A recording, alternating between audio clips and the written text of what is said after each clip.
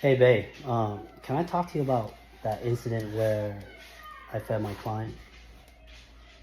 The one you fed her with your hands? Yeah. I just want to let you know I didn't do it intentionally to hurt your feeling. Like, I was not flirting with the clients.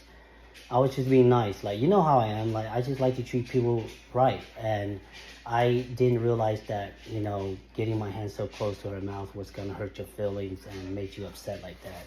I didn't mean it. Hurt my feelings? You didn't hurt my feelings. What do you mean? Yeah, I was upset because it was kind of gross. Why would you feed someone with your hands? I wouldn't eat from somebody with their hands. I don't know where their hands have been. At least put it on a plate or something. Forks, chopsticks, utensils, anything. You can't just like feed her with your hands.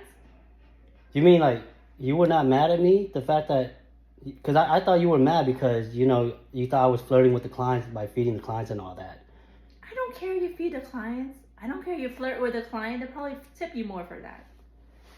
Bitch, you should have said something. I was sleeping on the sofa, worried about you these last few days, just because I thought you were mad at me. You should have just brought the damn utensils to work for me. What